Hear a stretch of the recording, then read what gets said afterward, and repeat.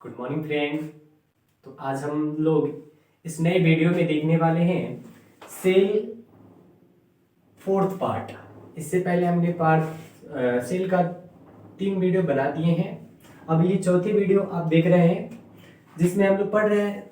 First class में आपको बताए थे सेल के बारे में, सेल क्या होता है और ये इसके मतलब खोज किसने किया, बहुत सारी चीज़ें बताए थे। अब उसके बाद से हम लोग इस वीडियो में जानने वाले हैं जो सेल के पार्ट्स छूटे हुए हैं, उस छूटे हुए पार्ट्स के बारे में जानने वाले हैं। तो चलिए स्टार्ट करते हैं बिना टाइम वेस्ट किए, समझते हैं। इससे पहले हमने आपको 12 यानी 11 या 12वां जो पार्ट से प्लास्टिड, इससे पहले 11 पार्ट्स जो था हम आपको करा चुके हैं। तो चलिए 12वां जो है इसको समझते हैं। यानी 12वां ऑर्गेन क्या होता है एक सेल के अंदर, तो वो होता है प्लास्टिड। और ये प्लास्टिड जो होता है वो केवल प्लांट में पाया जाएगा, केवल प्लांट के अंदर। और ये प्लास्टिड जो होता है इसको हिंदी में हम लोग लवक कहते हैं। और ये 3 टाइप का हो जाता है। पहला होता है क्लोरोप्लास्ट, इसके अंदर क्लोरोफिल पिगमेंट पाया जाता है। एक ग्रीन पिगमेंट पाया जाता है जिसको हम लोग कहते हैं क्लोरोफिल। इसको क्लोरोफिल के नाम से जानते हैं, यानी हरित लवक। और ये कहां पाया जाएगा? लीफ में। पेड़ पौधों के जो लीफ होते हैं ना, पत्ते या स्टेम, उसके तने में पाया जाता है। 2 जगह पर आपको क्लोरोफिल पाया जाएगा, लीफ में और स्टेम में। और इसका काम क्या होता है? फोटोसिंथेसिस कराने का, यानी प्रकाश संश्लेषण कराएगा। और जब प्रकाश संश्लेषण कराएगा, फोटोसिंथेसिस होता है, तो फिर क्या बनेगा? फूड। आप सभी जानते हो ना कि फूड ही बनता है। इसीलिए तो लीफ को क्या कहा जाता है? किचन ऑफ द प्लांट, यानी पेड़ पौधों का रसोई घर, किचन किसे कहते हैं? लीफ को कहते हैं। क्योंकि लीफ के अंदर क्लोरोफिल होता है और क्लोरोफिल से फोटोसिंथेसिस कराता है, प्रकाश संश्लेषण की क्रिया कराता है, जिसकी वजह से भोजन का निर्माण होता है। नेक्स्ट जानते हैं दूसरा प्लास्टिक जो होता है, जिसको हम लोग क्या बोलते हैं? ल्यूकोप्लास्ट बोलते हैं। ल्यूकोप्लास्ट जो होता है ये कलरलेस होता है, यानी रंगहीन होता है, इसका कोई कलर नहीं होता है। और ये फूड स्टोर करने का काम करता है। जैसे मान के चलिए कोई पेड़ है, उसने खाना बना लिया, और फिर जब वो खाना बना लिया तो बचता है ना, तो जो खाना बच जाता है उस खाना को क्या करेगा? स्टोर कहीं ना कहीं तो स्टोर करेगा।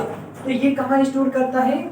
देखिए ध्यान से, रूट में या अंडरग्राउंड स्टेम में, यानी जो जमीन के अंदर स्टेम होते हैं उसके, और जड़, ये 2 जगहों पर क्या करते हैं? पेड़ पौधे अपना बचा हुआ भोज्य पदार्थों को जमा करने का काम करते हैं। तीसरा देखते हैं, तीसरा जो होता है जिसको हम लोग क्रोमोप्लास्ट के नाम से जानते हैं। और ये क्या करता है? क्रोमोप्लास्ट देखिए रंग, कलर प्रोवाइड कराता है। ये कलर प्रोवाइड कराएगा, कलर प्रोवाइड, ये रंग देगा। इस क्रोमोप्लास्ट, जैसे कि आप देखे होंगे फ्लावर का अलग अलग रंग होता है, फ्रूट्स का अलग अलग कलर होता है, सीड का अलग अलग होता है। जितने येलो कलर का आप देखे होंगे, जितने येलो कलर का फल होते हैं उसके अंदर जेंथोफिल नामक, जेंथोफिल के कारण वो क्या हो जाता है? पीला दिखता है आपको। उसी प्रकार कैरोटीन के कारण क्या होता है? कैरेट जो होता है, यानी गाजर का कलर वैसा रेड टाइप का होता है। तो रेड क्यों हो जाता है? केरोटीन जो होता है, केरोटीन, इसी केरोटीन के कारण कैरोट जो होता है यानी गाजर, वो कैसा दिखता है? रेड दिखता है। और ये कैरोटीन क्या है और जेंथोफिल क्या है? तो ये एक क्रोमोप्लास्ट है। तो क्रोमोप्लास्ट क्या करता है? पेड़ पौधों में रंग देने का काम करता है। जैसे जेंथोफिल, पूरा जितने भी आप पीले फल देखोगे वो जेंथोफिल के कारण, कैरोटीन के कारण, कैरोट गाजर जो होता है रेड होता है। और ऐसे ही टोमेटो जो होता है ग्लाइकोजेन के कारण क्या होता है? टोमेटो लाल होता है। मर्चा भी ग्लाइकोपेज के कारण क्या होता है? वो भी लाल होता है। तो इसका क्रोमोप्लास्ट का काम है रंग देना, कलर प्रोवाइड करना। और इसका काम है फूड को स्टोर करना। ल्यूकोप्लास्ट का काम है फूड को स्टोर करना, जबकि क्लोरोप्लास्ट का काम क्या होता है? फूड को बनाना। तो फूड, क्लोरोप्लास्ट फूड बनाएगा, ल्यूकोप्लास्ट फूड को जमा करेगा और ये फूड में रंग डालेगा।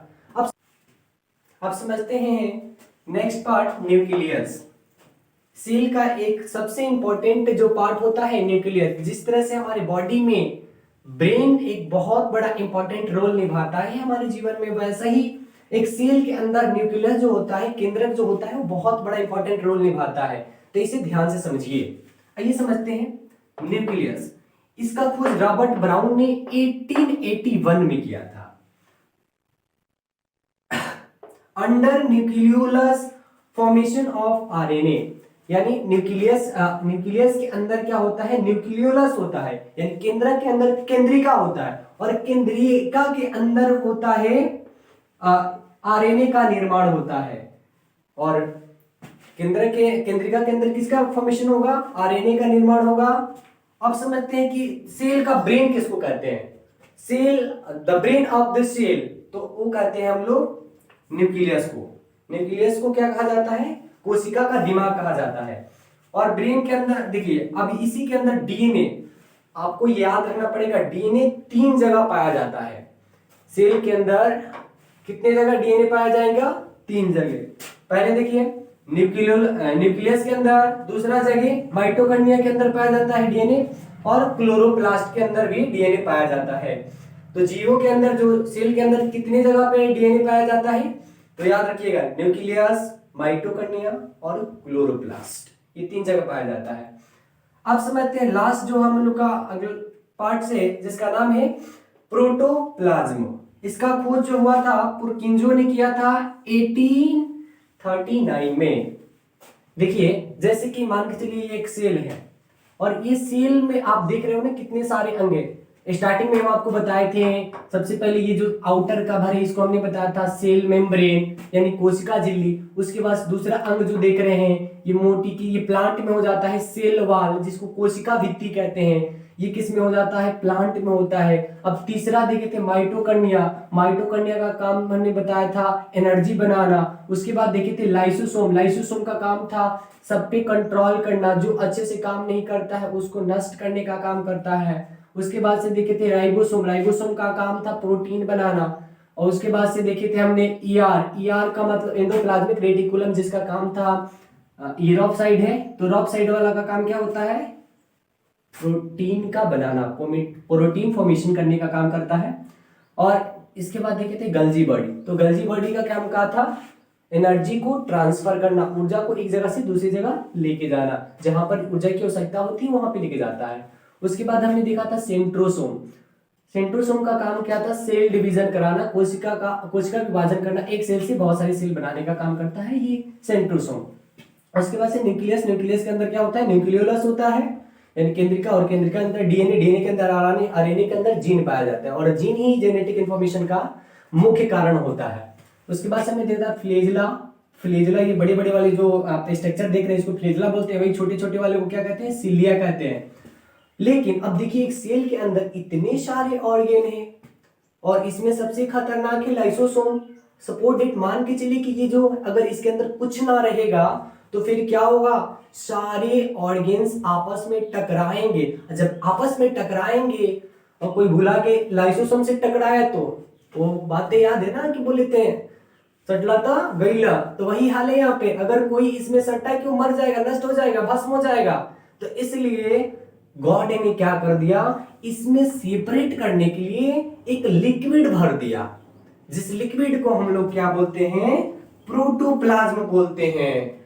यानी जैसे आप देखे होंगे ना, बर्तन वगैरह आता है, तिलक अभी लगन का बहुत सारा सीजन चल रहा है, तो उसमें देखे होंगे बर्तन, जो डिनर सेट होता है, उस डिनर सेट में आप देखे होंगे कि बहुत सारे कागज पत्र, बहुत सारे उसमें पैक किया रहता है। उसमें क्या हो सकता है, क्योंकि वो कागज का पत्र इसलिए कचरे के रूप में डाला जाता है क्योंकि वो जो आपके बर्तन है वो सेपरेट रहे, वो कहीं से चोट लगने पर अचके पचके ढचके नहीं, इसलिए उसमें क्या कर देते हैं, कुछ चीजें अलग से कागज वगैरह मिक्स कर देते हैं। वैसे ही भगवान ने इसके अंदर ये आपस में ऑर्गेन टकराए नहीं, घर से, नहीं तो पता चला कि ये लाइसोसोम कहेगा इधर कहाँ रहे हो, उधर जाओ, ये उसको धक्का देगा, ये उसको धक्का देगा। चलने के बाद हम जब दौड़ेंगे तो पूरा क्या हो जाएगा, पूरा सेल आपस में, सेल के अंग जो होंगे आपस में लड़ने लगेंगे, फिर दिक्कत हो जाएगा। तो इसलिए भगवान ने इसमें क्या डाल दिया, एक द्रव डाल दिया, एक लिक्विड डाल दिया, जिस लिक्विड का नाम क्या है, प्रोटोप्लाज्म है। और यही प्रोटोप्लाज्म जो है जिसका खोज पुरकिंजो ने 1839 ईस्वी में। अब ये दो टाइप के हो जाते हैं। दो टाइप के क्यों हो जाएंगे, एक तो ये सेल के अंदर जो पाया जाता है उसको कहेंगे साइटोप्लाज्म, और एक जो न्यूक्लियस यानी केंद्रक के अंदर जो लिक्विड पाया जाता है उसको कहते हैं न्यूक्लियोप्लाज्म। साइटोप्लाज्म किसको बोलिएगा, जो सेल के अंदर बड़का धड्डू जैसा दिख रहा है इसके अंदर जो पाया जाएगा उसको क्या बोलेंगे, साइटोप्लाज्म। साइटो मतलब सेल होता है, तो सेल प्लाज्मा मतलब लिक्विड द्रव्य, तो साइटोप्लाज्म यानी इसके अंदर का द्रव। और नेक्स्ट जो है न्यूक्लियस यानी केंद्र के अंदर पाने वाले लिक्विड को बोलते हैं न्यूक्लियोप्लाज्म। अब समझते हैं ये जो होता है इसको हम लोग बोलते हैं ये लिक्विड कलरलेस होता है, यानी इसमें आप आसानी से देख सकते हो इसमें कोई कलर नहीं, जो पानी इसमें भरा रहता है वो उसका कोई रंग नहीं होता, वो रंगहीन पानी होता है, लिक्विड होता है। और ये देखिए इसको हम लोग बोलते हैं फिजिकल बेस ऑफ लाइफ, यानी जीवन का फिजिकल भौतिक आधार किसको कहा जाता है, तो हम लोग इस प्रोटोप्लाज्म को बोलते हैं। प्रोटोप्लाज्म को क्या कहा जाता है, फिजिकल बेस ऑफ लाइफ, जीवन का भौतिक आधार किसको कहेंगे, प्रोटोप्लाज्म का। और ये ट्रांसपेरेंट वेटफुल सब्सटेंस है। ट्रांसपेरेंट मतलब इसको आमने मतलब इसमें आसानी से आर पार देखा जा सकता है, ट्रांसपेरेंट है ये, आर पार आसानी से देख सकते हैं। और वेटफुल यानी इसमें द्रव्यमान होगा, कुछ ना कुछ वेट होगा, ये ऐसा सब्सटेंसिक पदार्थ है। तो आज हम लोग सेल का ये वीडियो देखें। That's all, thank you.